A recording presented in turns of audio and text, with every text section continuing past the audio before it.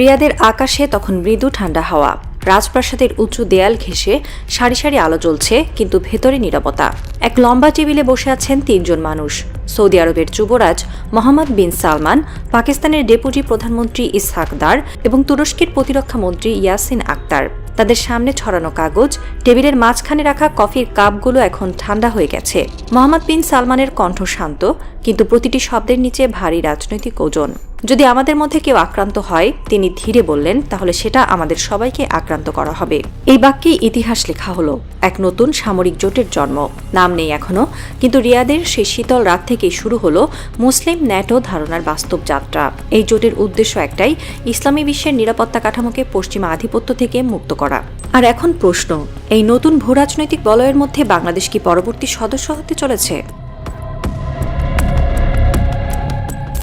2025 সালের শেষ দিক থেকে আন্তর্জাতিক রাজনীতির মানচিত্রে বদলের ঢেউ বইছে। ইউক্রেন যুদ্ধ, গাজায় সংঘর্ষ আর ইরান ইসরায়েল উত্তেজনা সব মিলিয়ে মধ্যপ্রাচ্য পরিণত হয়েছে এক নতুন ঠান্ডা যুদ্ধের মঞ্চে। এই প্রেক্ষাপটে সৌদি আরব, পাকিস্তান ও তুরস্ক একজোট হয়ে তৈরি করছে এমন এক সামরিক কাঠামো যার লক্ষ্য নিজেদের সীমান্তের নিরাপত্তার পাশাপাশি মুসলিম বিশ্বের সার্বভৌমত্ব রক্ষা। ব্লুমবার্গ ও হিন্দু উভয় পত্রিকাই এই খবর প্রকাশ করেছে। সৌদি পাকিস্তান ডিফেন্স প্যাক্ট এখন তুরস্ককে অন্তর্ভুক্ত করতে যাচ্ছে। তুরস্ক আনুষ্ঠানিকভাবে এই জোটে যোগদানের আগ্রহ জানিয়েছে। ইসহাক দার এক বিবৃতিতে বলেছিলেন, এটি এমন এক ঐতিহাসিক জোট হতে যাচ্ছে যা মুসলিম বিশ্বের প্রতিরক্ষা ধারণাকে একত্রিত করবে। এই জোটের পরিধি যদি আরও বড় হয়, তাহলে স্বাভাবিকভাবেই দক্ষিণ এশিয়ার পরবর্তী সম্ভাব্য সদস্য হবে বাংলাদেশ। বাংলাদেশ ও পাকিস্তানের নিরাপত্তা চ্যালেঞ্জের অদ্ভুত সাদৃশ্য রয়েছে। দুই দেশই নিজেদের সবচেয়ে বড় কৌশলগত হুমকি হিসেবে দেখে ভারতকে। দুই দেশেরই নিকটতম প্রতিরক্ষা অংশীদার হল চীন ও তুরস্ক। আর আরব বিশ্বের সঙ্গে, বিশেষ করে সৌদি আরবের সঙ্গে দুই দেশের ঐতিহাসিক, ধর্মীয়, অর্থনৈতিক ও সামরিক সম্পর্ক গভীর।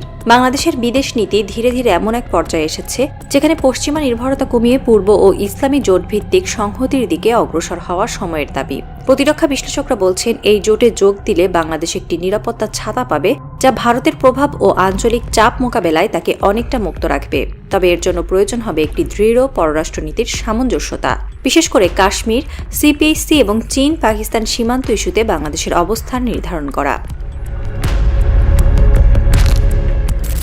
নতুন এই সামরিক জোটের খবরে নয়াদিল্লি যেন অস্থির হয়ে উঠেছে। ভারতের পররাষ্ট্র মন্ত্রণালয়ের মুখপাত্র সম্প্রতি বলেছেন, আমরা চীন পাকিস্তান সীমান্ত চুক্তি স্বীকার করি না, কারণ সেটি আমাদের সার্বভৌমত্বের লঙ্ঘন। এই বিবৃতি শুধু কাশ্মীর নয়, বরং সাকসগাম উপত্যকা ও সিপিএসসি প্রকল্পের বিরুদ্ধেও। কিন্তু বাস্তবে এর অর্থ আরও বড়। ভারত বুঝে গেছে, যদি এই মুসলিম ডিফেন্স প্যাক্ট পূর্ণতা পায়, তাহলে দক্ষিণ এশিয়ায় তার সামরিক ও কূটনৈতিক আধিপত্য চ্যালেঞ্জের মুখে পড়বে।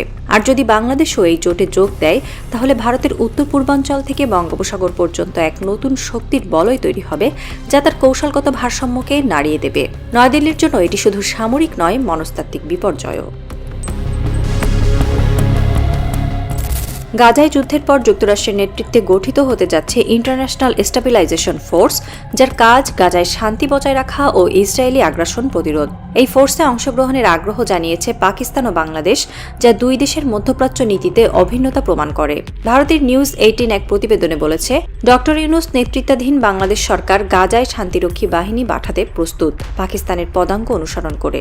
এই সিদ্ধান্তের কূটনৈতিক তাৎপর্য বিশাল। গাজার মাটিতে পাকিস্তান ও বাংলাদেশের যৌথ উপস্থিতি মানে মুসলিম বিশ্বে এক নতুন বার্তা। দক্ষিণ এশিয়া আর নীরব দর্শক নয়, বরং ইসলামী ঐক্যের অংশীদার। এটি শুধু মানবিক পদক্ষেপ নয়, বরং এক কৌশলগত মেসেজ, আমরা নিরপেক্ষ নই, আমরা ন্যায়ের পক্ষে। এই ত্রিমুখী অক্ষ এখন মুসলিম বিশ্বের নতুন শক্তি কেন্দ্র। সৌদি আরব দিচ্ছে অর্থনৈতিক জ্বালানি, পাকিস্তান সরবরাহ করছে সামরিক দক্ষতা, আর তুরস্ক নেতৃত্ব দিচ্ছে প্রযুক্তি ও কৌশলগত প্রজ্ঞায়। এই জোটের অভ্যন্তরীণ ধারণা হল, মুসলিম বিশ্বের প্রতিরক্ষা সিদ্ধান্ত পশ্চিমা রাজনীতিগুলোতে নয়, বরং রিয়াদ, আঙ্কারা ও ইসলামাবাদে নেওয়া হবে। বাংলাদেশ যদি এতে যোগ দেয়, তাহলে তা শুধু প্রতিরক্ষার নয়, এক অর্থে আত্মমর্যাদার পুনর্জন্ম। ঢাকা তখন পরিণত হবে ইসলামী বিশ্বে এক কৌশলগত কেন্দ্রবিন্দুতে, যেখান থেকে দক্ষিণ এশিয়া, বঙ্গোপসাগর ও আরব দুনিয়া যুক্ত থাকবে এক নীতিতে। তবে এর বিনিময়ে ঢাকাকে মেনে নিতে হবে কিছু বাস্তবতা। কাশ্মীর ইস্যুতে পাকিস্তানের প্রতি অবস্থানের প্রতি সমর্থন, চীন পাকিস্তান অর্থনৈতিক করিডোরের বৈধতা স্বীকার এবং ভারতের ক্রমবর্ধমান প্রভাবের বিরুদ্ধে নরম কূটনৈতিক প্রতিরোধ। ঢাকা এখন নীরব, কিন্তু ভেতরে প্রস্তুতি চলছে। প্রতিরক্ষা মন্ত্রণালয় ও পররাষ্ট্র মন্ত্রণালয়ের যৌথ বৈঠকে ইতিমধ্যে এই সম্ভাবনা নিয়ে আলোচনা হয়েছে। একজন উচ্চপদস্থ কর্মকর্তা নাম প্রকাশ না করার শর্তে বলেন, বাংলাদেশ এমন এক অবস্থায় পৌঁছেছে যেখানে আমাদের আর কারো ছায়ায় থাকা সম্ভব নয়। আমাদের নিজেদের ছায়া তৈরি করতে হবে। বাংলাদেশ সেনাবাহিনী এখন তুরস্ক ও পাকিস্তানের সঙ্গে যৌথ প্রশিক্ষণ কর্মসূচিতে যুক্ত। ড্রোন, সাঁজোয়া যান, আকাশ প্রতিরক্ষা সবখানেই তুর্কি সহযোগিতা বাড়ছে। চীনের তৈরি জেট অ্যান্ড সি যুদ্ধবিমান আসার পর আকাশ প্রতিরক্ষায় বাংলাদেশের অবস্থান নতুন উচ্চতায় পৌঁছেছে। এই সামরিক উন্নয়ন একা ঘটছে না, এর পেছনে রয়েছে বৃহত্তর কৌশলগত পরিকল্পনা। রাত গভীর। প্রধান উপদেষ্টার বাসভবনের পেছনের আকাশে অদ্ভুত এক নীরবতা। বাতাসে ভাসছে চেনা শব্দ, গান, প্রার্থনা আর কিছু অজানা আশাবাদ। একজন প্রবীণ কূটনীতিক জানালার পাশে দাঁড়িয়ে চুপচাপ বললেন, আমরা বহুদিন ধরে অন্যের সুরে নেচেছি, হয়তো এখন সময় এসেছে নিজের ঢোল বাজানোর। তার চোখ চলে গেল দূরে, যেখানে শহরের আলোয় ভাসছে জাতীয় পতাকা, সবুজের বুকে লাল গোল চিহ্ন, যেন এক জ্বলন্ত সূর্য যা তার প্রতিবেশীদের চোখে এখন নতুন আতঙ্ক, কিন্তু বাংলাদেশের তরুণ প্রজন্মের চোখে এক নতুন আত্মবিশ্বাস। রাতের শেষ প্রহরে বাতাসে ভেসে আসে আজানের সুর, আর সেই সুরের ভেতরেই গলে যায় এক বাক্য, এবার হয়তো সময় এসেছে বাংলাদেশকেও বেছে নিতে নিরপেক্ষতার নিস্তব্ধতা নয়, সম্মিলিত শক্তির দিগন্ত।